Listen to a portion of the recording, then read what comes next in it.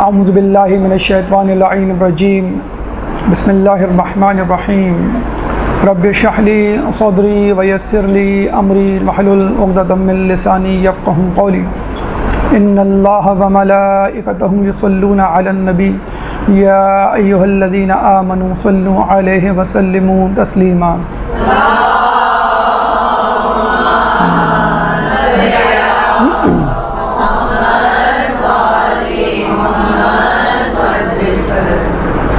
جیسا کہ آپ لوگوں کو معلوم ہے کہ 15 شعبان نیمہ شعبان شب بدھ کو ہے، اور انشاءاللہ ہم سب اس رات کو شب بیداری کریں گے، امام سے راز و نیاز کریں گے، امام کے نام عریضہ لکھیں گے، اور تمام شیعان علی پوری دنیا کے کونے کونے میں امام کے ظہور کی دعا کریں گے۔ لیکن اس کے ساتھ ساتھ یہ بھی ضروری ہے کہ جہاں امام کے ظہور کی دعا کی جائے وہاں خود امام کے ظہور کے لیے عملی طور پہ اپنے آپ کو تیار کیا جائے۔ اور آپ کو معلوم ہے کہ جب کسی چیز، کسی امتحان، کسی بڑے واقعے کی تیاری کی جائے تو اگر اس میں ایک کمپٹیشن کا پہلو یا عنصر داخل ہو جائے تو تیاری دو چند ہو جاتی ہے، آدمی مزید فعال ہو جاتا ہے، خصوصی طور پہ جب وہ یہ دیکھتا ہے کہ فلاں شخص،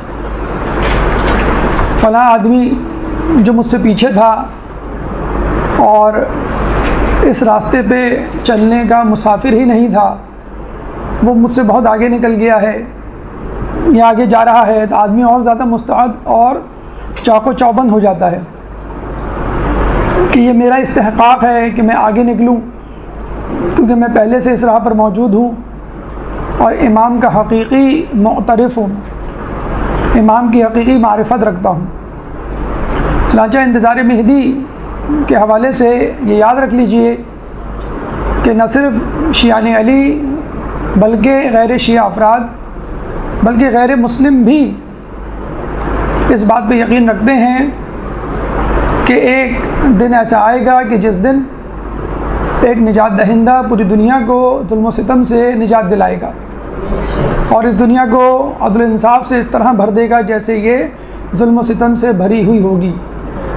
چنانچہ انتظار مہدی اور ادیان عالم، یہ ہمارا آج کا موضوع ہے کہ جس میں ہم غیر شیعہ ادیان یا غیر اسلام ادیان کے حوالے سے گفتگو کریں گے اور یہ بتلائیں گے کہ دنیا میں موجود دوسرے مذاہب میں امام زمانہ کے حوالے سے کس طرح کا انتظار، کس طرح کی شخصیت کا ذکر موجود ہے۔ لیکن اس سے پہلے مقدمتاً کچھ باتیں آپ کے گوش گزار کرنا ضروری ہیں کہ نظریہ انتظار کیا ہے۔ کچھ لوگوں کے نزدیک یہ نظریہ انتظار باطل ہے اور وہ یہ کہتے ہیں کہ ہمیں کسی کا انتظار نہیں کرنا چاہیے، خود سے کوشش کرنی چاہیے، اور کسی نجات دہندہ کا انتظار وہ لوگ کرتے ہیں یا کر رہے ہیں جو کہ سست اور کاہل ہیں، جو کہ ترقی نہیں کرنا چاہتے، جو کہ بیوقوفوں کی جنت میں رہتے ہیں، جنہوں نے ایک جنت دوزخ کا حیبلہ اور خواب اپنے ذہنوں میں سجایا اور اس جنت کی خواہش میں جی رہے ہیں اور مستعدی، فعالیت، ترقی، حرکت ان کے اندر نام کو نہیں پائی جاتی۔ اس کا جواب سب سے پہلے سن لیجئے، وہ یہ کہ اگر امام کا انتظار کرنے والے جنت کے متلاشی اور متمنی لوگ سست اور کاہل ہیں تو ہم نے تو تاریخ میں یہ دیکھا ہے کہ انبیاء کا ساتھ دینے والے ہمیشہ یہی لوگ تھے جنہوں نے جنت کا خواب دیکھا، جنہوں نے امام زمانہ کا خواب دیکھا، اور تاریخ گواہ ہے کہ سب سے زیادہ مشکلات، پریشانی، صعوبتیں، ذلت، اہانت، قربانیاں انہی لوگوں نے دی ہے جن لوگوں نے انبیاء کا ساتھ دیا، جبکہ اس کے مخالف میں جو لوگ تھے وہ بادشاہوں، حکمرانوں، حوث پرستوں کے اعلی کار تھے اور ان کو صرف دنیا سے سروکار تھا، ان کو دنیا میں فساد پھیلانے سے سروکار تھا۔ جبکہ انبیاء کا ساتھ دینے والوں نے ہمیشہ دنیا میں امن قائم کرنے کی کوشش کی ہے، لوگوں کی مدد کرنے کی کوشش کی ہے، اپنا حصہ دوسرے لوگوں کو دینے کی کوشش کی ہے، لوگوں کو ظلم سے روکا ہے اور لوگوں سے ان کا حق ان تک پہنچایا ہے، لوگوں کو ان کا حق ان تک پہنچایا ہے۔ تو پہلی بات تو یہ کہ جو امام کا انتظار کر رہے ہیں وہ سست اور کاہل لوگ نہیں ہیں، بلکہ مستعد اور فعال لوگ ہیں، اور تاریخ اس بات کی گواہ ہے۔ اب وہ لوگ جو منتظر ہیں اور انتظار مہدی کے حق میں ہیں، اب ان کی دلیل سنیے۔ یہ تو دلیل تھی ان لوگوں کی جو منکر مہدی ہیں، جو کہتے ہیں کہ ہم کسی مہدی کو نہیں مانتے اور کوئی نجات دہندہ نہیں آئے گا، ہمیں خود کچھ کرنا ہے، اور یہ سب سست کاہلوں کی باتیں ہیں۔ اس کا جواب ہم نے مختصراً دے دیا۔ اب آئیے ان لوگوں کا نظریہ کہ جو کہتے ہیں کہ امام مہدی آئیں گے اور ہم ان کے منتظر ہیں۔ اس ضمن میں کسی آیت قرآنی اور روایت معصوم کو دینے کی ضرورت نہیں، کیونکہ ہمارے مخاطب وہ لوگ ہیں جو دین پہ یقین ہی نہیں رکھتے، جو قرآن پہ یقین ہی نہیں رکھتے، ایتھیسٹ لوگ، ملحد لوگ، کافر لوگ، دشمنان دین ہیں۔ تو ان کو ایک سادہ سا مختصر سا عقلی لاجیکل آنسر دینے کے بعد ہم گفتگو آگے بڑھائیں گے۔ وہ یہ کہ دیکھیں، دنیا میں ہر عاقل و بالغ اور سلیم الفطرت شخص یہ کہتا ہے کہ اگر نیکی برحق ہے، سچ بولنا صحیح ہے، دوسروں کے کام آنا ایک اچھی بات ہے، اللہ کی عبادت ایک اچھی صفت ہے، تو تمام نیکیاں اور خوبیاں ایک اچھی چیزوں میں شمار ہوتی ہیں، تو دنیا کا لیڈر، دنیا کا رہنما اس شخص کو ہونا چاہیے کہ جس میں ساری اچھی صفات موجود ہوں۔ ہر انسان، چاہے وہ اچھا یا برا، وہ چاہتا ہے کہ اس کا لیڈر، اس کا رہنما جس کے پیچھے وہ چل رہا ہے، وہ تمام نیکیوں کا، تمام صفات کا مالک ہو۔ جب بھی ہم دیکھتے ہیں کہ لوگوں نے ان لوگوں کا ساتھ دیا، نیک لوگوں نے ان لوگوں کا ساتھ دیا کہ جو نیکی اور تقوی کا ممبر، مرکز اور محور دے، مجموعہ دے۔ دنیا کے ہر زمانے میں نیک لوگوں کے گروہ نے اپنے اپنے زمانے کے نیک ترین انسانوں یعنی انبیاء کا ساتھ دیا، کیونکہ پھر سب وہ یہ سمجھتے ہیں کہ دنیا پر نیکی کا، نیکوکاروں کا غلبہ ہونا چاہیے۔ اب رہا یہ سوال کہ نجات دہندہ کا انتظار ہونا چاہیے یا نہیں، نجات دہندہ ہونا چاہیے یا نہیں، ایسا رہنما لیڈر ہونا چاہیے جو لوگوں کو ظلم و ستم سے آزاد کروائے یا نہیں، تو ہم یہ کہتے ہیں کہ یہ تو خود آپ کے ذہن کے نہا خانوں میں بھی یہ بات موجود ہے۔ جو لوگ خدا پہ یقین نہیں رکھتے، جو اسلام کو نہیں مانتے، جو انبیاء کو نجات دہندہ نہیں کہتے، وہ بھی یہی کہتے ہیں کہ ہمارے ذہنوں میں ایک ایسا حیبلہ، ایک ایسا تخیل، ایسا خیالی کردار یا ہیرو تو ہے کہ جو لوگوں کو ظلم و ستم سے آزاد دلواتا ہے۔ جب بھی ہم دیکھتے ہیں کہ دنیا میں اس پر کہانیاں لکھی گئیں، ناولز لکھے گئے، موویز بنائی گئی، یہ جتنے بھی کردار ہم کو نظر آتے ہیں جو سپر نیچرل پاورز اپنے اندر رکھتے ہیں، یہی کردار اصل میں انسان کی اس تخیلاتی دنیا کا منہ بولتا ثبوت ہے۔ کیوں لوگ ٹارزن کی کہانی، مارک آف زورو کی کہانی، اسپائڈر مین، آئرن مین، بیٹ مین، یہ تمام موویز میں جو کردار دکھائے جاتے ہیں کیوں پسند کرتے ہیں؟ کیونکہ اس میں ایک ایسا کردار ہوتا ہے جو سیلف لیس ہوتا ہے، بے غرض ہوتا ہے، جس کو اپنی نہیں فکر ہوتی، بس یہ فکر ہوتی ہے کہ میں کسی طرح کسی کی مدد کروں۔ جہاں بھی وہ دیکھتا ہے کہ کوئی انسان کسی مصیبت میں مبتلا ہے، کسی بیماری میں مبتلا ہے، کسی حادثے کا شکار ہے، تو یہ افراد جن کو اس دنیا کی تخیلاتی کمیٹی نے یا مصنفین نے یا دانشوروں نے گڑھا ہے، ان تمام ہیروز کو ہر کوئی پسند کرتا ہے۔ کوئی یہ نہیں کہتا کہ یہ میرے ہیرو نہیں ہیں، ہر کوئی یہ کہتا ہے کہ یہ میرا ہیرو ہے اور ایسا انسان ہونا چاہیے۔ اگر ایسا ہو جائے تو کیا؟ تو ہم یہی کہتے ہیں کہ آپ نے تخیلاتی ہیروز کو گڑھ کر لوگوں کے سامنے پیش کر دیا، اور لوگوں نے ان گڑھی ہوئی کہانیوں کو، فلموں کو، ہیروز کو قبول کر لیا۔ ہمارے پاس تو ایک زندہ جیتا جاگتا ہیرو موجود ہے جس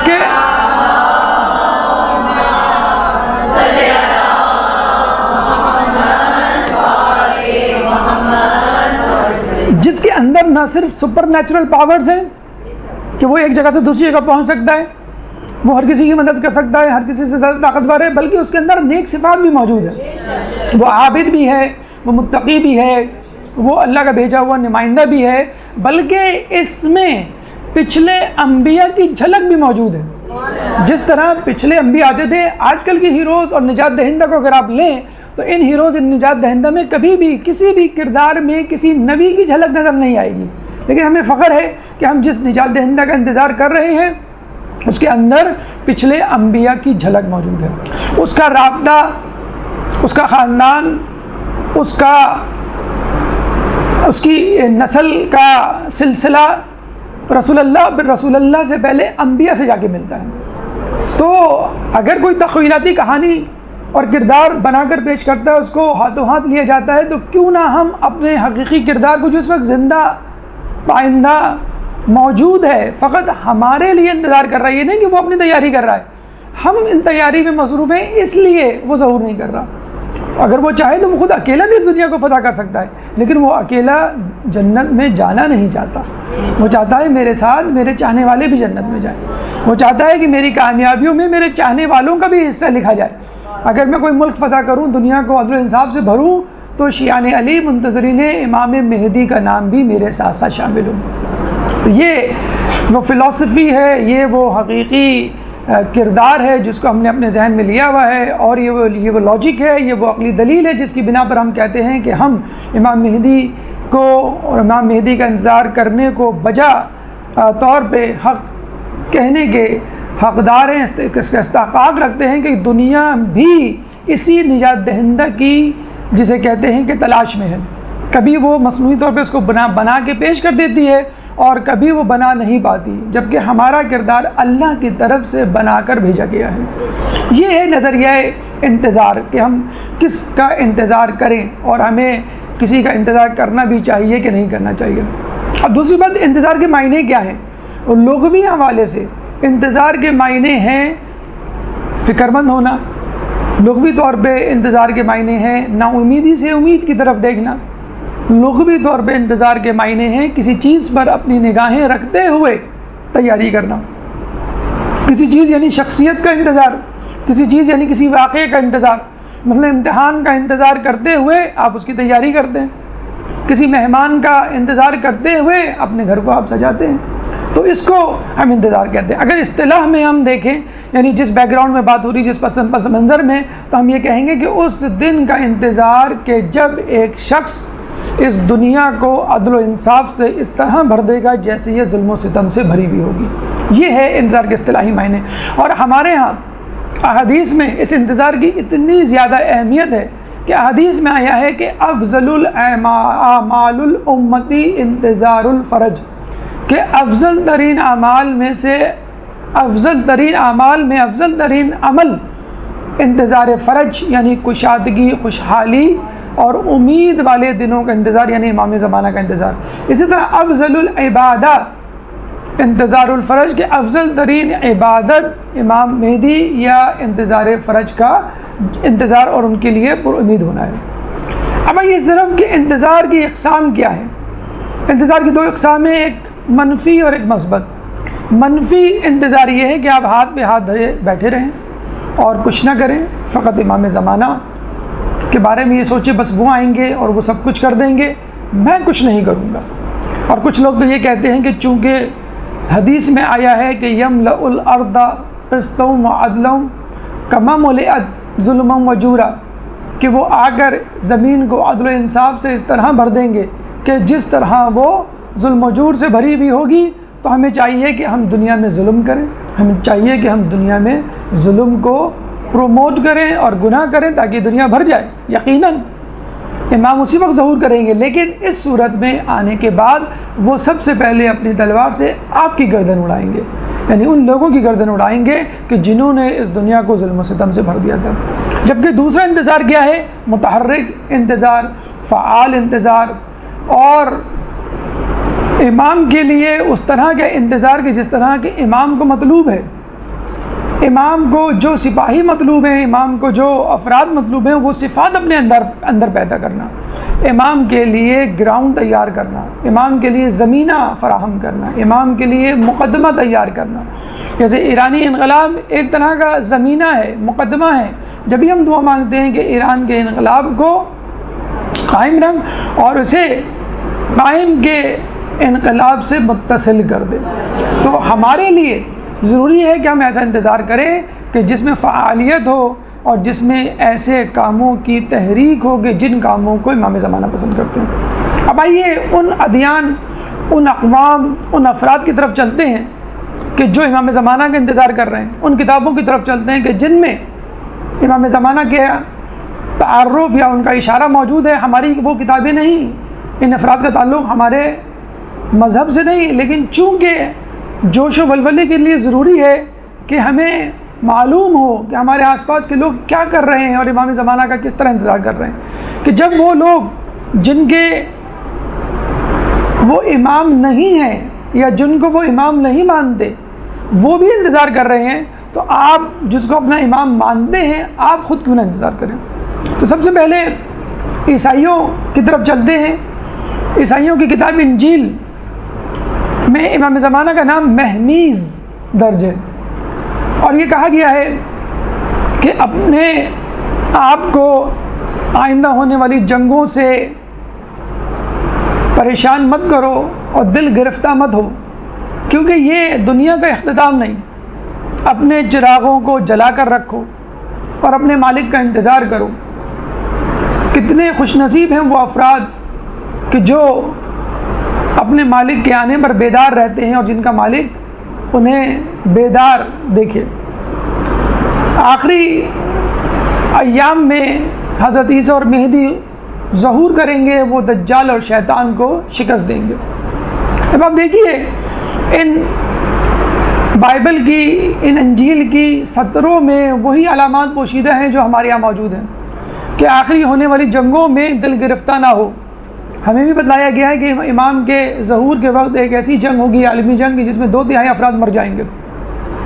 اسی طرح ہمیں کہا گیا ہے کہ رات اندھیری ہوگی، ظلم کی رات ہوگی، گناہ کا انبار ہوگا، لیکن آپ کو امید کی کرن جلا کے رکھنی ہے۔ وہاں کہا گیا ہے کہ وہ اس طرح ظہور کریں گے کہ تمہیں گمان بھی نہیں ہوگا۔ ہمارے یہاں بھی یہ روایت ہے کہ چاہے قیامت کے آنے میں ایک دن ہی کیوں نہ رہ جائے، اللہ تعالیٰ اس دن کو اتنا طویل کرے گا کہ ایک نجات دہندہ آئے گا اور جو اس دنیا کو عدل و انصاف سے ایسے بھر دے گا جیسے یہ ظلم و ستم سے بھری بھی ہوگی۔ پھر ہمارے یہاں یہ ہے کہ ان کے ساتھ عیسیٰ علیہ السلام بھی آئیں گے اور دجال کو، شیطان کو شکست دیں گے۔ ہمارے یہاں روایتوں میں آیا کہ جب اللہ تعالیٰ سے شیطان نے یہ کہا تھا کہ مجھے وقت معلوم کی مہلت دے، تو وہ قیامت تک کی مہلت نہیں دی بلکہ ظہور امام زمانہ تک کی مہلت دی، کیونکہ اس کے بعد لوگ اس طرح راہ راست پر آ جائیں گے ایک روایت کے مطابق کہ لوگ شیطان کے جھانسے میں پھر دوبارہ نہیں آ پائیں گے۔ تو یہ وہ روایت ہیں جو انجیل میں موجود ہیں۔ اب اس کی توثیق، اس کی تصدیق اور اس کی تائید خود عیسائیوں کے موجودہ رویے سے آپ کر سکتے ہیں۔ عیسائیوں کا ایک بہت بڑا مفکر، عیسائی مصنف اوتھیل، باب اوتھیل، اپنی کتاب دا لاسٹ پوپ نامی کتاب میں لکھتا ہے کہ موجودہ پوپ فرانسس اس دنیا عیسائیت کے آخری پوپ ہیں اور اس کے بعد کوئی اور پوپ نہیں بنے گا۔ تو لوگوں نے کہا کیوں؟ تو اس نے بتلایا کہ وہ تمام نشانیاں اور علامات جو امام مہدی کی ہیں وہ ظاہر ہو چکی ہیں، ہونے والی ہیں، اور خود پوپ فرانسس جو اس وقت موجودہ پوپ ہے اس کی زندگی ہی میں وہ علامات پوری ہو جائیں گی اور عیسیٰ اور مہدی کا ظہور ہو جائے گا، اور اس کے بعد خود ان کی حکومت ہوگی، موجودہ پوپ فرانسس کی نہیں ہوگی۔ اور وہ خود یہ کہتا ہے کہ ایک موجودہ آنے والی جنگ اتنی شدید جنگ ہوگی کہ جس میں دنیا کی کثیر تعداد مر جائے گی، اور اس جنگ کو وہ نام دیتے ہیں آرماگیڈون۔ آپ کو یاد ہوگا کہ فرانس میں کچھ عرصے پہلے بم دھماکے، شوٹنگ کے واقعات اور ہجوم پر گاڑی چڑھا دینے کے واقعات ہوئے تھے جس میں کافی لوگ مر گئے تھے اور پے در پہ واقعات ہو رہے تھے۔ تو وہاں پر اس وقت موجود پوپ فرانسس نے باقاعدہ یہ اسٹیٹمنٹ کہا تھا، وہ اسٹیٹمنٹ خود میں نے اپنی آنکھوں سے پڑھا تھا، اور اس میں انہوں نے یہ کہا تھا کہ آرماگیڈون شروع ہو چکی ہے۔ عام عیسائی دنیا، مفکر، مصنف، دانشور تو یہ کہتے ہیں آرماگیڈون ہوگی، لیکن پوپ فرانسس نے یہ کہہ دیا ہے کب 2-4 سال پہلے جب فرانس میں یہ سب واقعات ہو رہے تھے، پوپ فرانسس نے یہ کہہ دیا ہے کہ آرماگیڈون شروع ہو چکی ہے، عالمی جنگ شروع ہو چکی ہے کہ جس میں ممالک ایک دوسرے کے خلاف نبرد آزما ہوں گے۔ اگر آپ غور کریں کہ دنیا میں اس وقت کہیں نہ کہیں جنگ چل رہی ہے، کسی نہ کسی ملک میں جنگ چل رہی ہے، اور اگر کوئی ملک اس جنگ سے خالی ہے، یعنی اس کے ملک میں یہ جنگ نہیں ہو رہی، تو وہ ملک خود اس جنگ میں شریک ضرور ہے۔ مثلا جنگ کہاں ہو رہی ہے؟ یمن میں ہو رہی ہے، جنگ جو ہے وہ لبنان میں ہو رہی ہے، جنگ جو ہے وہ عراق میں ہو رہی ہے، جنگ جو ہے وہ شام میں ہو رہی ہے، جنگ جو ہے وہ افغانستان میں ہو رہی ہے۔ کہاں نہیں ہو رہی؟ سعودیہ میں نہیں ہو رہی، لیکن سعودیہ یمن میں موجود ہے۔ کہاں نہیں ہو رہی؟ پاکستان میں نہیں ہو رہی، لیکن پاکستان خود وہ 40 یا 39 ممالک کے اتحاد میں موجود ہے۔ امریکہ میں نہیں ہو رہی، لیکن امریکہ خود جو ہے وہ شام میں میزائل گرا رہا ہے۔ فرانس اور انگلینڈ میں نہیں ہو رہی، وہ خود امریکہ کی نیٹو فورس کے ساتھ دنیا میں جنگ میں ملوث ہے۔ تو دیکھا جائے ڈائریکٹلی انڈائریکٹ دنیا کا ہر ملک، رشیا میں نہیں ہو رہی، رشیا خود کسی نہ کسی، ایران میں نہیں ہو رہی، لیکن ایران خود کسی نہ کسی جنگ میں موجود ہے، پراکسی وار جسے کہتے ہیں۔ تو دنیا خود آٹومیٹیکلی دو کیمپس میں ڈیوائڈ ہو چکی ہے۔ ایک وہ کیمپ ہے جس کا لیڈر امریکہ ہے، جس کے ساتھ یورپی ممالک ہیں، جس کے ساتھ آل سعود ہے، جس کے ساتھ دوسرے عرب ممالک ہیں جن کو آل سعود نے خرید لیا، اور دوسری طرف ایران اور وہ لوگ کہ جو ان ممالک کے، جو کہ امریکہ کے جھنڈے تلے یا امریکہ کی چھتری تلے جمع ہوئے ہیں، اس کے خلاف ہے۔ تو یہ وہ جنگ ہے جو شروع ہو چکی ہے، ظاہراً باقاعدہ جنگ شروع ہونا باقی ہے، لیکن آرماگیڈون شروع ہو چکی ہے۔ عیسائی مفکرین اور خود پوپ فرانسس یہ کہہ چکے ہیں کہ جنگ شروع ہو چکی ہے، اور پوپ فرانسس اس وقت اپنے دور کے آخری پوپ ہوں گے۔ خدا آیت اللہ بہجت یہ بات کہہ چکے ہیں کہ میں جوانوں نہیں، اپنے دور کے بزرگوں کو یہ خوشخبری سنا رہا ہوں کہ امام کا ظہور ہونے والا ہے۔ ایک درود پڑھ دے محمد علیہ وسلم۔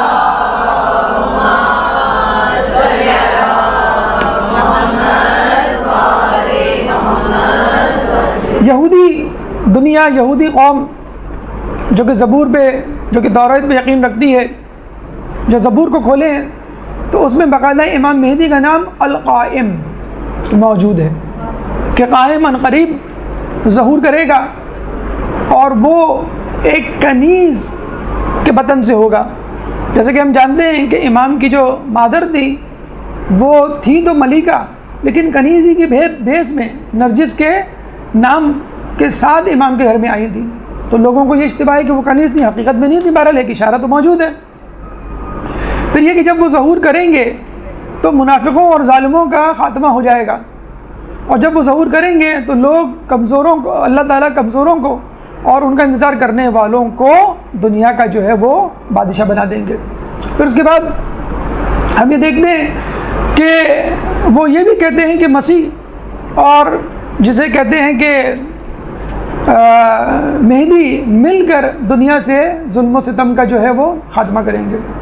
پھر ہم توریت کی طرف آتے ہیں تو توریت میں آپ کا نام اوقیل ہوتا ہے، لکھا ہوا ہے۔ زبور میں آپ کا نام قائم، اور اس سے پہلے انجیل میں آپ کا نام مہمیز، اور توریت میں آپ کا نام اوقیل، اور اس میں بھی جناب مسیح کا تذکرہ موجود ہے اور جناب مہدی کا تذکرہ موجود ہے کہ یہ دونوں آ کر دنیا سے شر کا خاتمہ کریں گے۔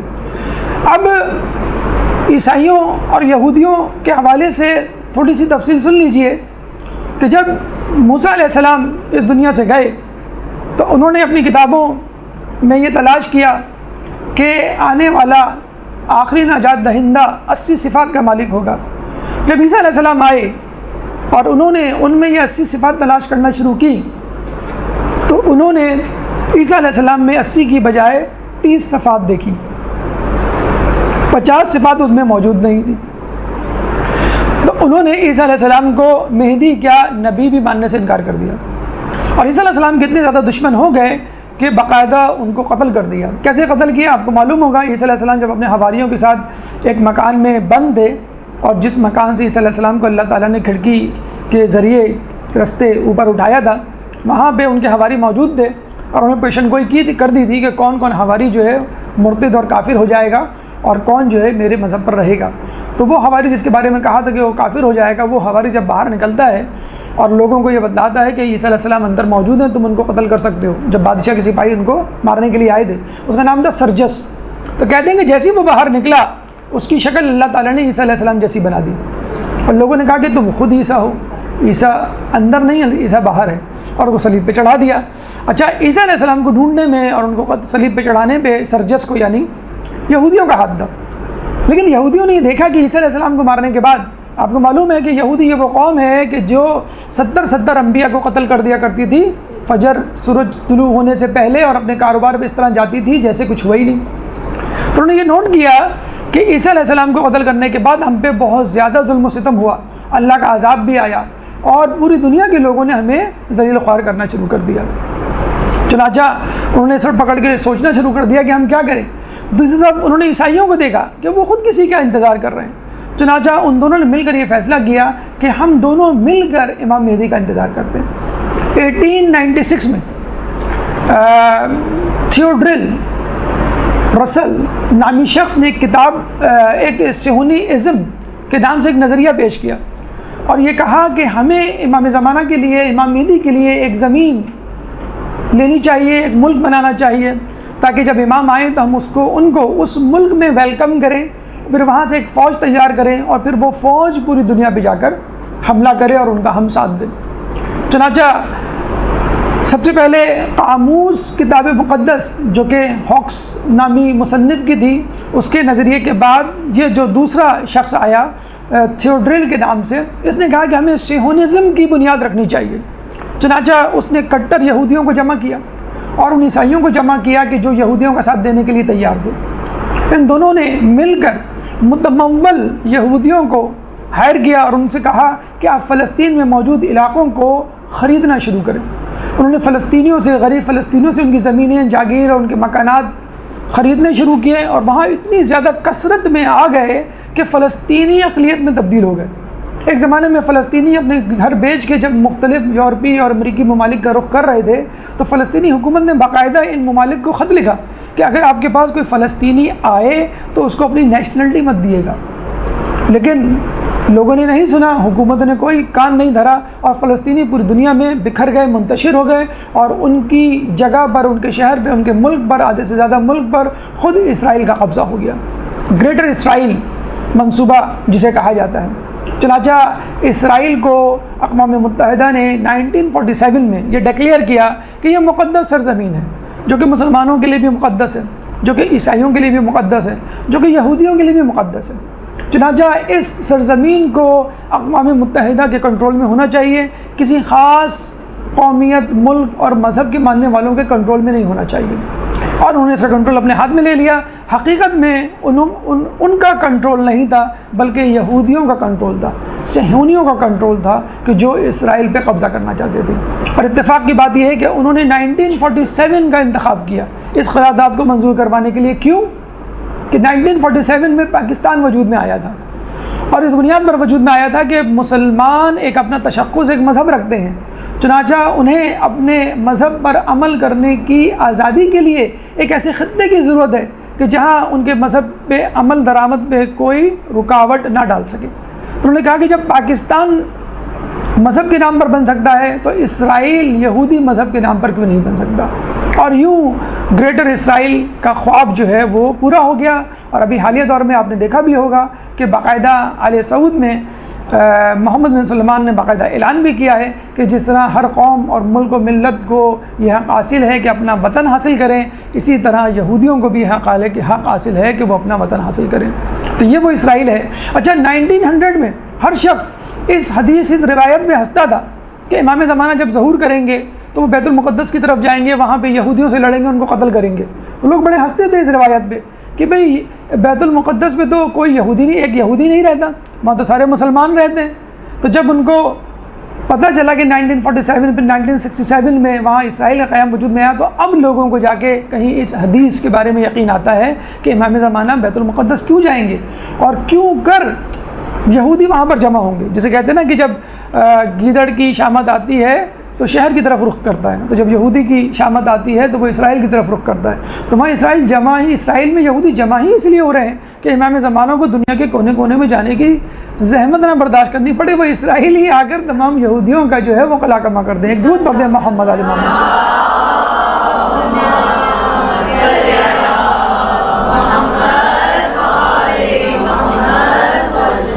یہودی اور عیسائی مذہب کے بعد زرتشت، ایک مذہب ایران میں جس کے ماننے والے اپنی کتابوں میں پڑھتے ہیں کہ آنے والے کا نام جو کہ دنیا پہ حکومت کرے گا اس کا نام خسرو ہوگا۔ اچھا، مختلف کتابوں میں، مختلف مذاہب میں، مختلف اقوام میں، ادیان عالم میں امام زمانہ کے مختلف نام ہیں، لیکن فیچرز، اسٹریٹجی، منصوبہ بندی اور ان کا کارنامہ یا ان کے کام وہی ہیں جو ہماری کتابوں میں، اور ہمارے یہاں زیادہ تفصیل سے اس کا تذکرہ موجود ہے، کیونکہ اوروں کی کتابوں میں، حتیٰ کہ غیر شیعہ مسلم کتابوں میں بھی امام کا اوریجن، امام کی ولادت، امام کا خاندان، امام کی نسل کا کوئی تذکرہ نہیں ہے، جبکہ ہمارے ہاں اس کی پوری تفصیل جو ہے وہ موجود ہے۔ تو زردشت کہتے ہیں کہ اس شخص کا نام خسرو ہوگا جو پوری دنیا پہ حکومت کرے گا، اور وہ ہاشم کی ذریت سے ہوگا، اور وہ خورشید عالم پیغمبر کی بیٹی کے نسل سے ہوگا۔ یہ تک موجود ہے ان کی کتابوں میں۔ اللہم صلی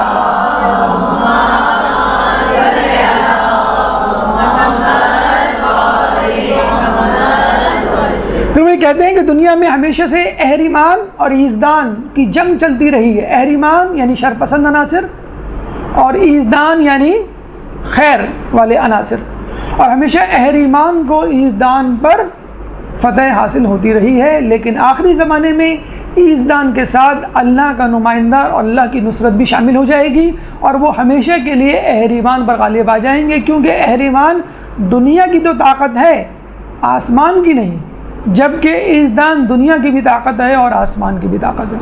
تو یہ امام زمانہ کی طرف اشارہ ہے کہ جن کو خسرو کہا گیا، کہ جو ایزدان والوں کو سپورٹ کریں گے اور ان کے ساتھ جنگ کریں گے اور اہریمان کو ہمیشہ کے لیے شکست فاش دیں گے۔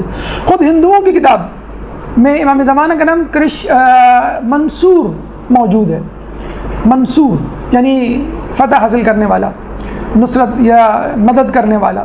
تو ان کے بارے میں کہا جاتا ہے کہ ان کے ہاں بہت سارے پیغمبر، خود ان کے پیغمبر جن کو یہ کہتے ہیں کہ یہ خدا کی طرف سے آئے ہوئے ہوں گے، شوقنی ایک پیغمبر ان کا گزرا ہے کہ جس نے کہا کہ آخری دور میں ایک شخص آئے گا کہ جو اس پوری دنیا پر غلبہ حاصل کرے گا، اور پوری دنیا کے لوگ ایک مذہب پر جمع ہو جائیں گے۔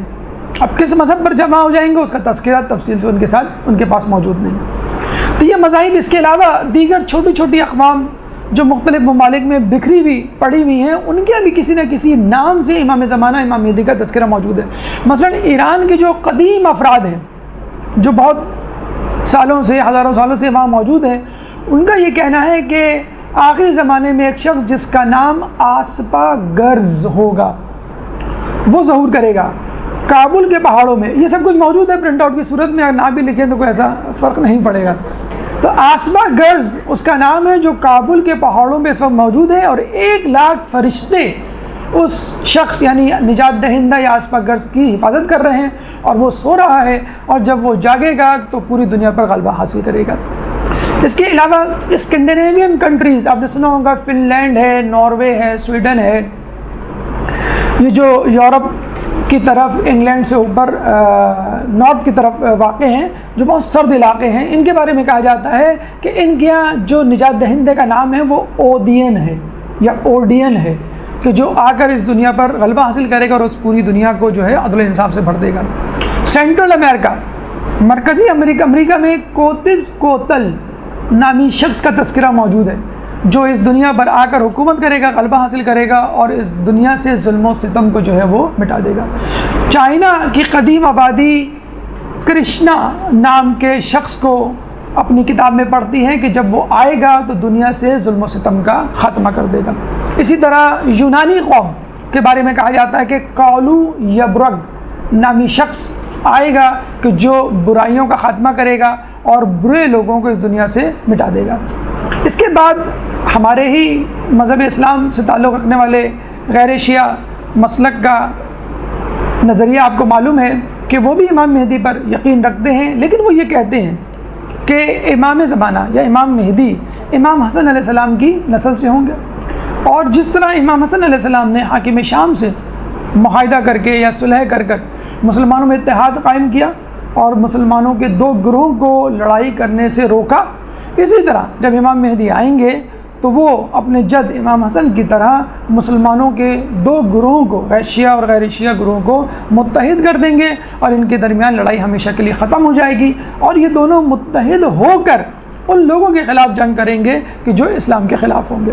بہرحال غیر شیعہ مذاہب میں، غیر شیعہ اقوام میں، غیر شیعہ ادیان میں امام زمانہ کا نام، امام زمانہ کا کارنامے یا ان کی خصوصیات کسی نہ کسی طور پہ مندرج ہیں، لیکن ہمارے پاس جو تفصیلات ہیں وہ پوری مکمل تفصیل ہیں۔ جیسے پچھلے درس میں ہم نے بات کی تھی کہ امام زمانہ کی ولادت، پھر امام زمانہ کا غائب ہونا، پھر ان کا غیبت صغریٰ میں جانا، پھر ان کا غیبت کبریٰ میں جانا، اس کے بعد اپنے نائبین کے ذریعے رابطہ رکھنا، جو موجود مجتہدین اور مرجع اکرام ہیں ان سے کسی نہ کسی طور پہ رابطے میں رہنا، اور پھر جب وہ ظہور کریں گے تو اس سے پہلے غیر حتمی علامات کیا ہیں، اور پھر ظہور سے چند دن پہلے حتمی علامات کیا ہوں گی، اور جب وہ ظاہر ہوں گے تو کن کے خلاف جہاد کریں گے، کن لوگوں کو جو ہے اس دنیا سے واصل جہنم کریں گے، ان کی حکومت کا طرز زندگی اور طرز فکر کیا ہوگا، اور لوگ ان کا کس طرح ساتھ دیں گے، اور اس وقت ان کی غیبت میں ہمیں ان کا کس طرح ساتھ دینا چاہیے۔ ایک درود پڑھ دیں محمد والے محمد۔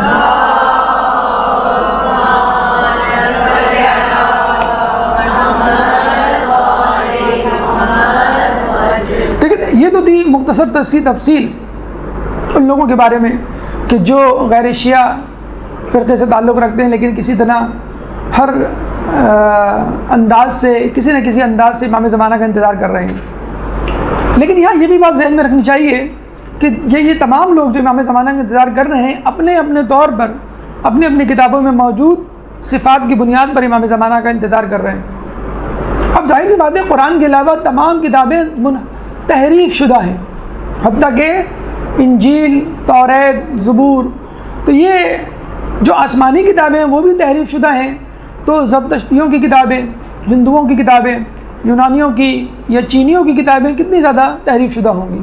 اگر فرض کر لیجئے تحریف شدہ کتابوں میں، تحریف شدہ مواد میں، تحریف شدہ خصوصیات کا حامل کوئی شخص آ جاتا ہے بن کر، یہ دعویٰ کرتا ہے کہ میں امام مہدی ہوں، تو پھر کیا ہوگا؟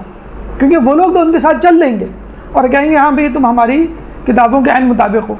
تو یہاں یہ آپ کو بتلانا مقصود ہے کہ لوگوں نے نظریہ مہدی یا مہدویت کا غلط فائدہ اٹھایا ہے۔ جس طرح انبیاء کے بعد جھوٹے نبی اور ان کے دعوے دار پیدا ہوئے، اسی طرح امام زمانہ کے ظہور سے پہلے، ان کی آمد سے پہلے ان کے دعوے دار شروع ہو جائیں گے۔ نبیوں کے بارے میں دیکھیں، ان کے جانے کے بعد دعوے دار پیدا ہوئے، لیکن یہاں امام زمانہ کے ظہور سے پہلے امام مہدی کے دعوے دار شروع ہو جائیں گے۔ کہتے ہیں کہ اچھا یہ باقاعدہ ایک چیپٹر ہے، باقاعدہ ایک موضوع ہے، ایک ڈسکشن کا عنوان ہے المہدیون کے نام سے۔ اگر آپ انٹرنیٹ پہ جائیں تو المہدیون کے نام سے باقاعدہ ایک عنوان ہے جس کے تحت اس پہ بحث ہوتی ہے کہ کن کن لوگوں نے کن کن مقامات پر کن حالات میں اپنے امام زمانہ ہونے کا جو ہے وہ دعویٰ کیا۔ خود مسلمانوں میں نہیں، عیسائیوں اور یہودیوں میں بھی ایسا ہوا ہے کہ مختلف زمانوں میں مختلف لوگوں نے امام مہدی ہونے کا دعویٰ کیا ہے۔ عیسائیوں میں اب تک 12 جعلی یا جھوٹے مہدی پیدا ہو چکے ہیں اور ان کا رد ہو چکا ہے، وہ اپنے کیفر کردار کو پہنچ چکے ہیں۔ اسی طرح یہودیوں میں 24 امام زمانہ کے جھوٹے دعوے دار پیدا ہو چکے ہیں جنہوں نے اپنے آپ کو امام مہدی کا جو ہے وہ دعویٰ کیا تھا لوگوں کے سامنے، اور وہ اپنے کیفر کردار کو پہنچ چکے ہیں۔ خود مسلمانوں میں امام مہدی کے دعوے دار پیدا ہوتے رہے ہیں اور مزید پیدا ہوں گے۔ خود امام زمانہ کے حقیقی ظہور سے پہلے بھی کہتے ہیں کہ امام مہدی کا دعویٰ کرنے والوں کی کثرت ہوگی۔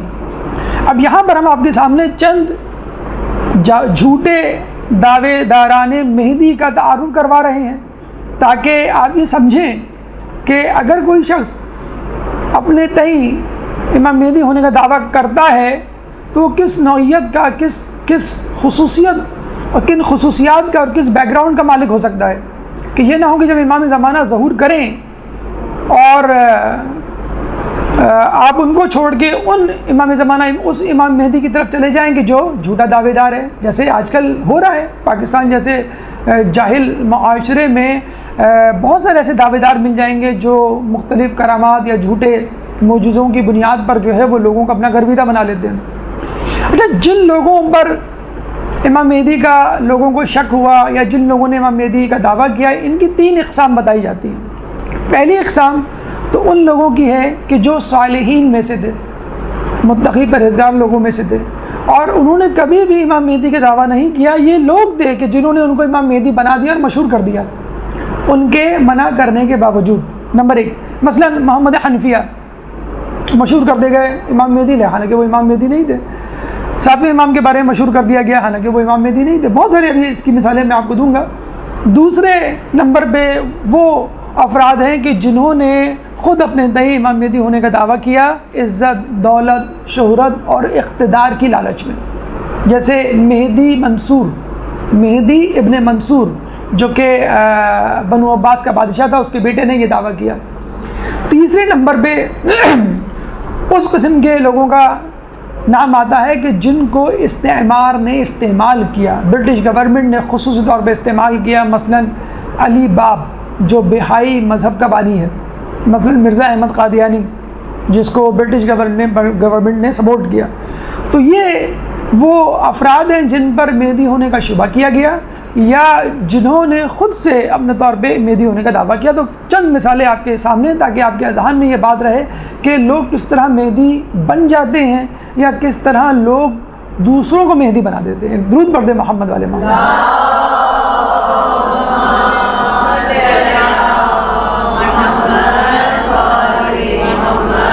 دیکھیے دنیا میں سب سے پہلے جس شخص پر مہدی ہونے کا دعویٰ کیا گیا، یعنی جس پر مہدی کا لیبل لگایا گیا اور یہ کہا کہ یہ مہدی ہیں، حالانکہ اس شخص نے کبھی اپنے آپ کو مہدی نہیں کہا، وہ تھے محمد ابن حنفیہ، جناب حنفیہ کے صاحبزادے محمد. اچھا اس کی شاید مثال، اس کی وجہ بھی یہی تھی کہ ان کا نام محمد تھا.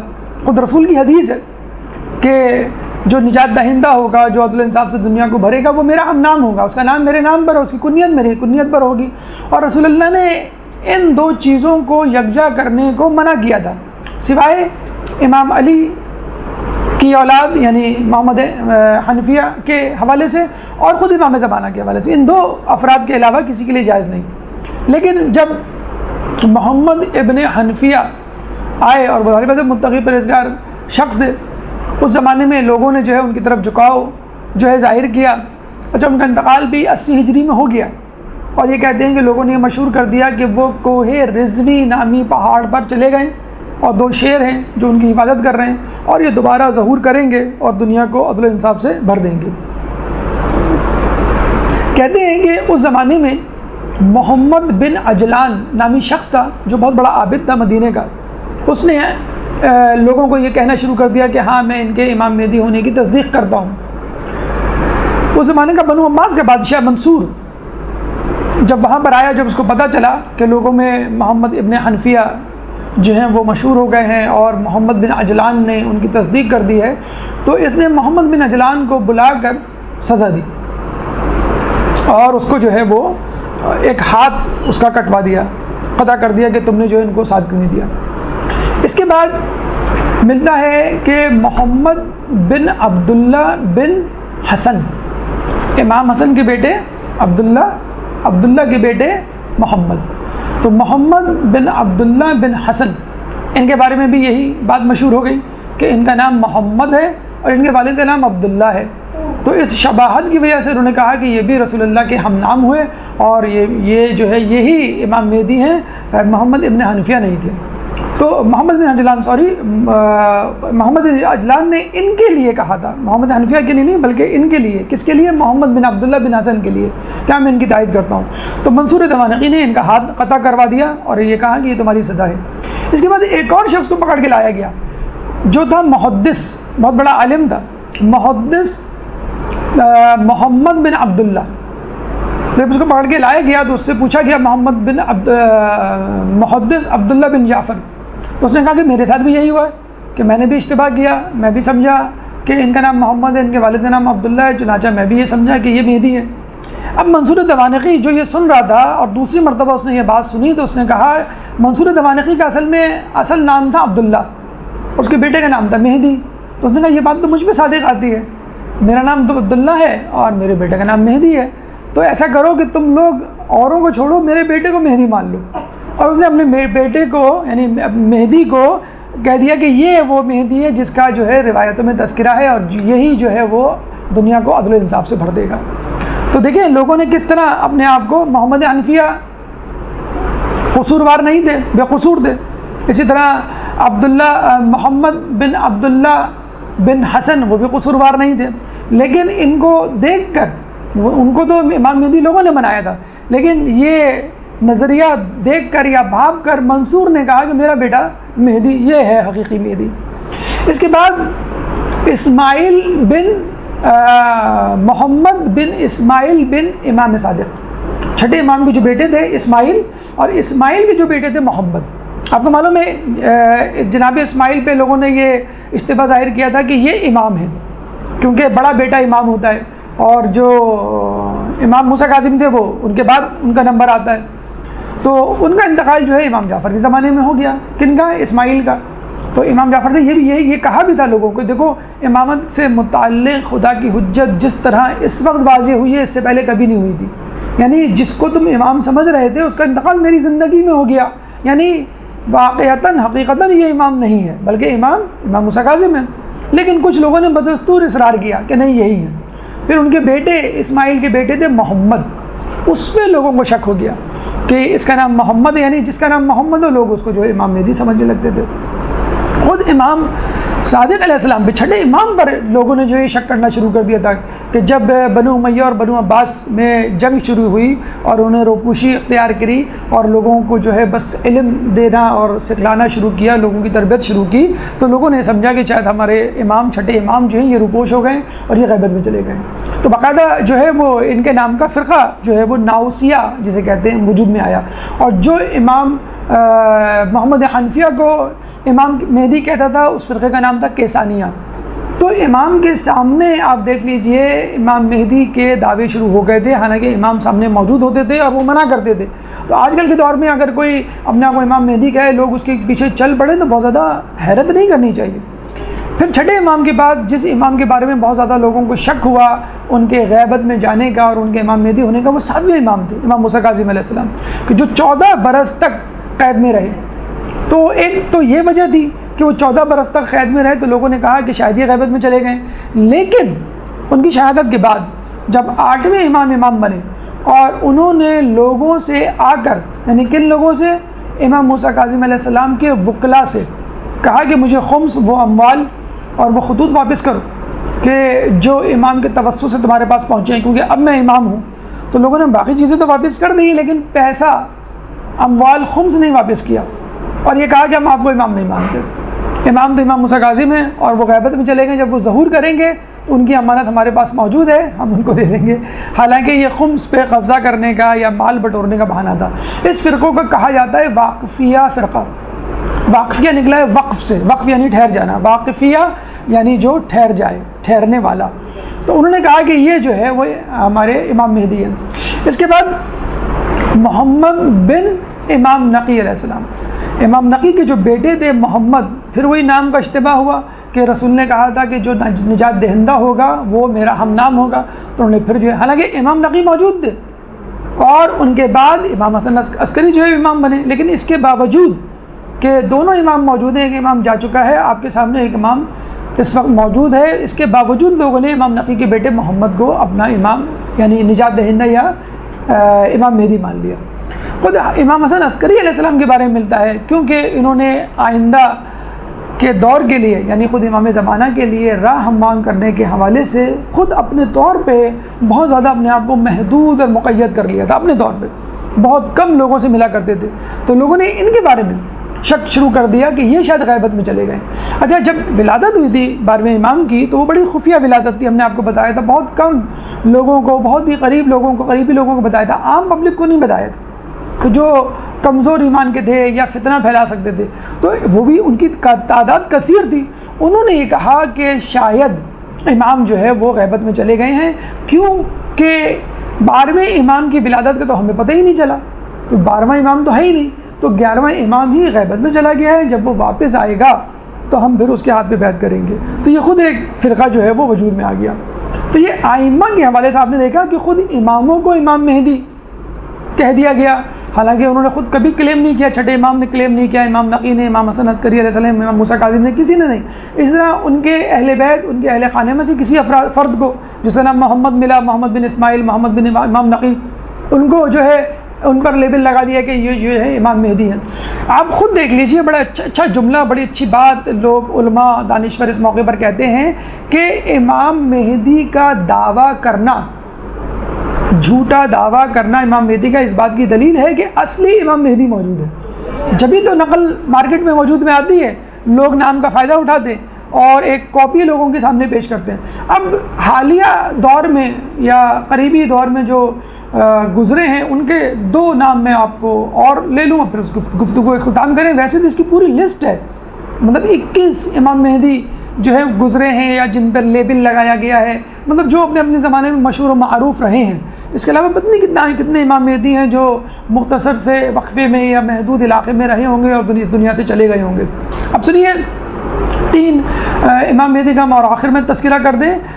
مرزا احمد قادیانی، جو کہ 18ویں صدی کے آخر میں اور 19ویں صدی کے شروع میں 1906 میں غالباً اس کا انتقال ہوا، 1835 میں یہ پیدا ہوا اور بہت ہی جینیس آدمی تھا۔ دیکھیں مہدی بنتے کیسے ہیں، یعنی سو کالڈ مہدی یا مہدی کا دعویٰ لوگ جو کون کرتے ہیں، ایک جاہل آدمی کبھی بھی نہیں کرے گا، ایک عام آدمی کبھی بھی نہیں کرے گا، ایک عالم آدمی کرے گا۔ اچھا، یہ بھی ایک عجیب بات ہے کہ یہ بھی ممکن ہے کہ عالم آدمی امام مہدی کا دعویٰ کرے، اور یہ بھی ممکن ہے کہ عالم آدمی امام مہدی کا منکر ہو جائے۔ یہ بھی ہے، اس کی دونوں مثالیں موجود ہیں، اس کی بھی مثالیں ہم آپ کو دیتے ہیں۔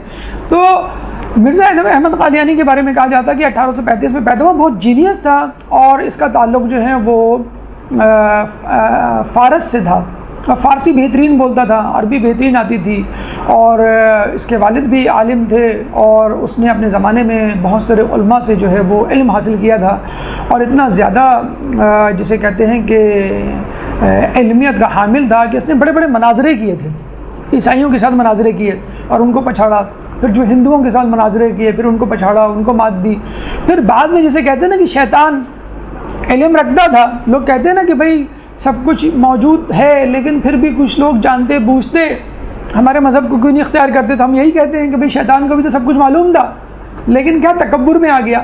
تو بس ایسے لوگ جو علم کے حامل ہوتے ہیں تکبر میں آ جاتے ہیں۔ اب یہ تکبر میں آ گیا کہ میں عیسائیوں کو پچھاڑ سکتا ہوں، میں جو ہوں وہ ہندوؤں کو پچھاڑ سکتا ہوں، کہ مجھے لگتا ہے کہ اللہ نے مجھے منتخب کر لیا اور میں کچھ ہوں۔ ہمارے یہاں میں کچھ ایسے لوگ وجود میں آ جاتے ہیں نا، بڑی جلدی نماز شب پڑھنا شروع کیا، 2-4 خواب دیکھ لیے، 2-4 بد دعائیں دیں اور وہ صحیح ثابت ہو گئی، تو لوگوں نے کہا بھائی ہم بڑے پہنچے ہیں، میری بد دعا نہ لینا ورنہ میں جس کو بد دعا دے دوں اور میرے ساتھ جو ہے جو لڑائی کرتا ہے وہ نیست نابود ہوتا ہے اور وہ جہنم میں جائے گا وغیرہ وغیرہ۔ اچھا، اس نے 2-4 پیشن گوئیاں بھی کر دی تھی اور وہ پیشن گوئیاں بھی جو ہے وہ ثابت ہو گئی صحیح۔ مثلا ایک عیسائی سے اس کا مناظرہ ہوا، وہ ہار گیا، اس نے کہا یہ میری زندگی میں مر جائے گا، اور وہ مر گیا۔ یہ کوئی ایسی بڑی مطلب پیشن گوئی اور وہ نہیں تھی میری زندگی میں مر جائے گا۔ اچھا، کہتے ہیں کہ مرزا احمد قادیانی کے زمانے میں انٹرکام نیا ایجاد ہوا تھا، انڈیا نہیں پہنچا تھا، یہ کس طرح انگلینڈ سے اس نے منگا لیا انٹرکام۔ تو کہتے ہیں کہ اس کا جو ریسیپشنسٹ تھا وہ انٹرکام پہ ملاقاتی کی پوری تفصیل معلوم کر لیتا تھا، آپ کا نام کیا، آپ کے باپ کا نام کیا، آپ کیوں آئے، آپ کا تعلق کہاں سے وغیرہ وغیرہ۔ اور جب وہ دروازے سے مہمان خانے میں آتا اور اس کو انتظار کروایا جاتا بھی مصروف عبادت میں، مصروف ملاقاتیوں میں، تو وہ انٹرکام میں تمام تفصیل پوچھ لیا کرتا تھا، پھر کہتا تھا کہ تمہارا نام یہ ہے، تم فلاں جگہ سے آئے ہو اور تم اس مسئلے کا شکار ہو، اور وہ کہتا ہے کہ آپ تو علم غیب جانتے ہیں، اور وہ جو ہے وہ ان کا گرویدہ ہو جایا کرتا تھا۔ لوگ کس طرح جو ہے لوگوں کو بیوقوف بناتے ہیں آپ جان سکتے ہیں۔ باقاعدہ اس نے یہ کہا کہ مجھے وحی آئی ہے کہ اے احمد اٹھ اور لوگوں کو صحیح راستہ دکھا کہ جن لوگوں کے آباء و اجداد تک حق نہیں پہنچا، اور پھر وما رمیتا اذ رمیتا،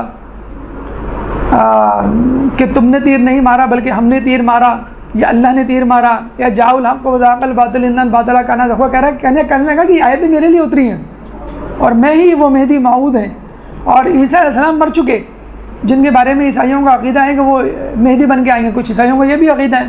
تو اس نے کہا میں مہدی ہوں۔ پھر اس کو اس پر بھی صبر نہیں ہوا، اس نے کہا نہیں مجھے مزید پروموشن چاہیے، تو لوگوں سے اس نے کہا کہ میں 40 دن کا چلہ کاٹنے جا رہا ہوں اور اس دوران تم انتظار کرنا، میں اللہ سے ارتباط کروں گا جیسے رسول اللہ غار حرا میں جاتے تھے، اور پھر میں دیکھوں گا کہ اللہ مجھے کیا حکم دیتا ہے۔ تو اس نے ایک مسجد میں جا کر اس کی چھت پر 40 دن تک چلہ کاٹا، اور 40 دن کے بعد آیا تو اس نے 2 گھنٹے عربی میں خطبہ دیا، اور لوگ کہتے ہیں کہ ایسا لگ رہا تھا کہ اس کو الہام ہو رہا ہے، اب ان لوگوں کے حالات پڑھیں تو تھوڑی دیر کے لیے آدمی بھی ڈگمگا جائیں کہ یہ کیسے لوگ تھے. عالم فاضل، بہت زیادہ علم رکھنے والے، حافظ، ہر قسم کی جسے کہتے ہیں کہ جہل سے علم کو گرفت کرنے والے، لیکن کیا حب جاہ کا شکار ہو گیا. 40 دن بعد یہ آیا تو اس نے یہ کہا کہ مجھ پر وحی اتری ہے کہ اب ہم نے تم کو نبی بنا دیا.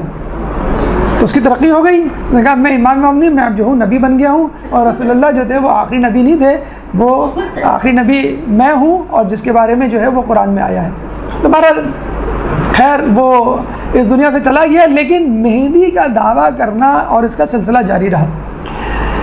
گور شاہی یہ تو ابھی اسی صدی میں 2006 میں ان کا انتقال ہوا ہے، کہ یہ بھی سکر میں کسی جگہ پہ رہتے تھے. ان کو بھی تصوف کا بہت شوق تھا. یہ لوگوں کے پاس گئے، پیروں کے پاس گئے، مزاروں کے پاس گئے، لیکن ان کی مراد بھر نہیں آئی. تو خود ان کو الہام ہو گیا کہ تم خود ہی نجات دہندہ ہو. تو انہوں نے جو ہے لوگوں کو جو ہے وہ اپنے پاس جو ہے وہ جمع کرنا شروع کر دیا، اور یہ بھی کہہ دیا کہ چاند پر میری تصویر موجود ہے، حجر اسود بھی میری تصویر موجود ہے. جب لوگ ان کو مارنے کو دوڑے تو یہ انگلینڈ چلے گئے، پھر وہاں سے جا کے اپنے لوگوں کو کنٹرول. یہ اتفاق کی بات ہے کہ قادیانیوں کو بھی انگلینڈ کنٹرول کر رہا تھا، اور مرزا یہ گوہر شاہی کو بھی انگلینڈ والوں نے کنٹرول کیا. ایک آپ نے سنا ہوگا مہدی کا دعوے دار تھا علی باب، جس نے بہائی مذہب کی بنیاد رکھی. کہاں پہ؟ شیراز میں، ایران میں. یہ فقط 30 سال کی عمر میں انتقال کر گیا. اس 30 سال میں اس نے ماشاءاللہ اتنی ترقی کی، ہم منتظر مہدی نہیں بن سکتے، ہم وہ 30 سال میں مہدی بن گیا.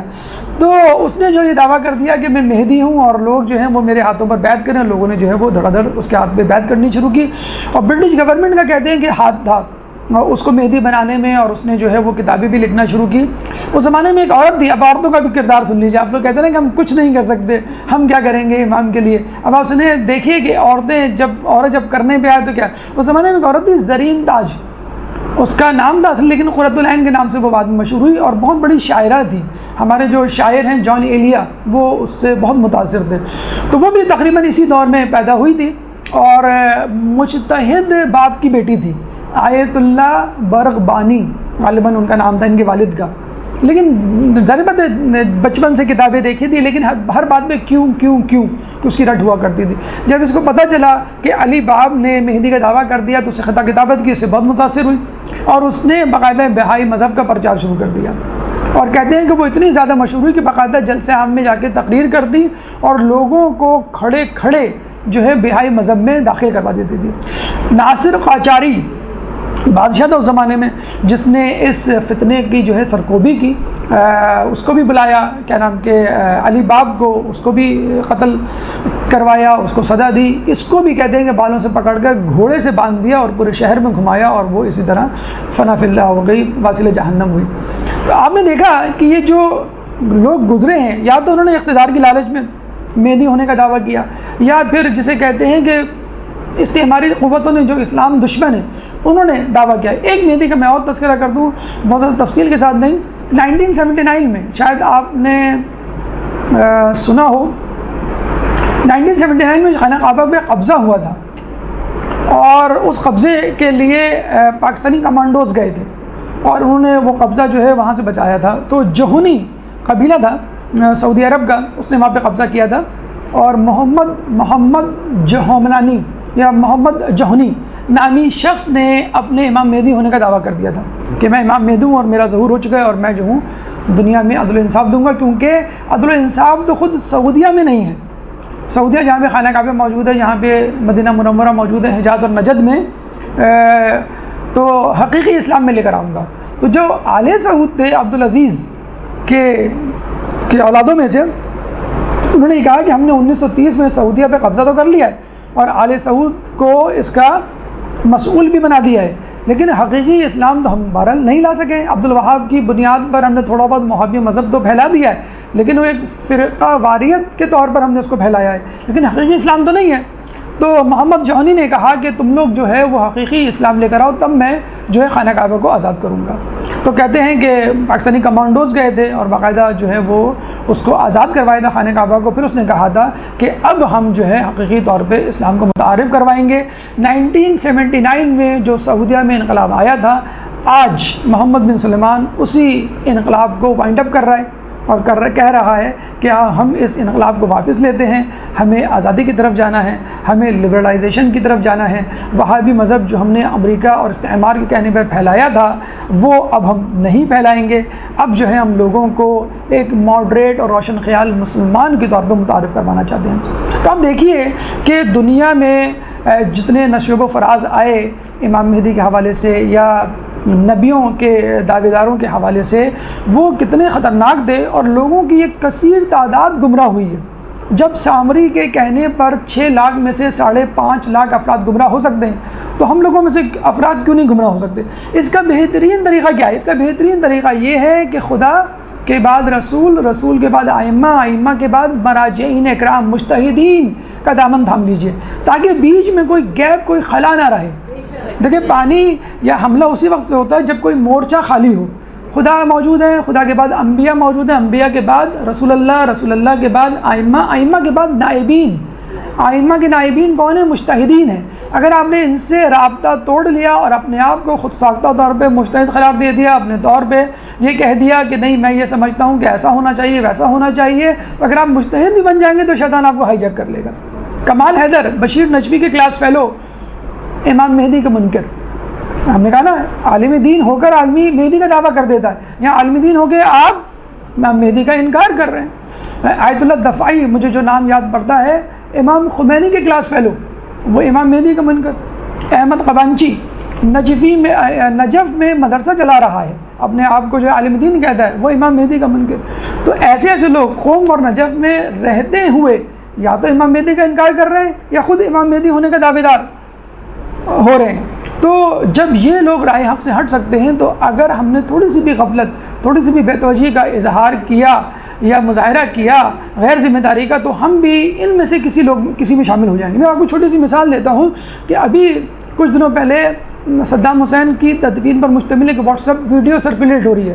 بڑے مزے سے لوگ کہہ رہے ہیں کہ دیکھیے ان کو 12 سال بعد اپنے آبائی گاؤں میں دفنایا گیا، لاش صحیح سلامت ہے اور چہرے پہ ویسا ہی نور جو مرتے وقت تھا۔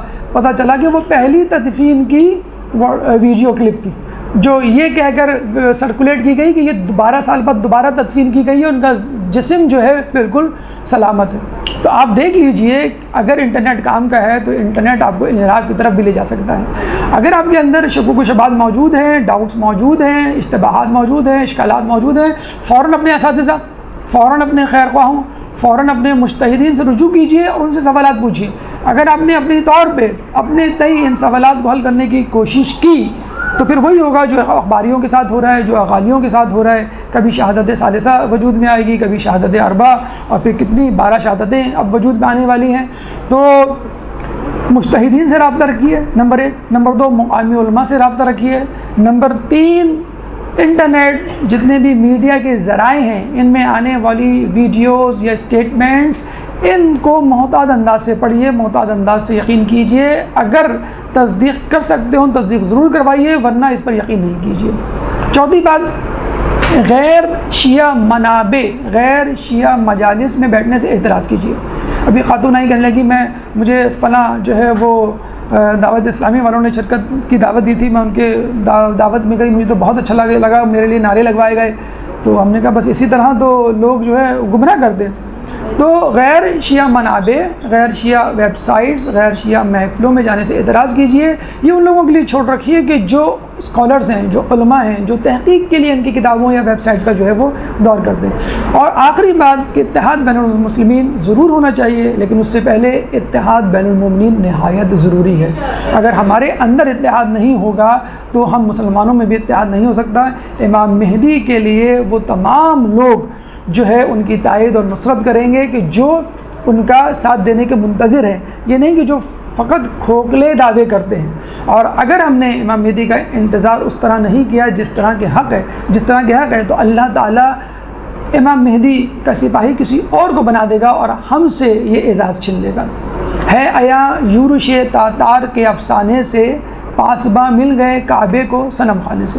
اللہ تعالیٰ سے دعا ہے کہ اللہ تعالیٰ ہمیں امام زمانہ کا صحیح طور پہ انتظار کرنے کی توفیق عطا فرمائے۔ اللہ تعالیٰ سے دعا ہے کہ ہمیں منکرین مہدی کے اثرات سے دور رکھ۔ اللہ تعالیٰ سے دعا ہے کہ ہمیں امام کا سچا اور حقیقی سپاہی بنا۔ اللہ تعالیٰ سے دعا ہے کہ ہمیں تعلیمات اہل بیت پر عمل کرنے کی توفیق عطا فرمائے۔ قیامت کے دن ان کی شفاعت سے بہرہ مند فرما۔ امام کے ظہور میں تعجیل فرما اور ہمیں ان کے انصار و اعوان میں شامل فرما۔ ربنا تقبل منا انک انت السمیع العلیم وتب علینا انک انت التواب الرحیم برحمتک یا ارحم الراحمین۔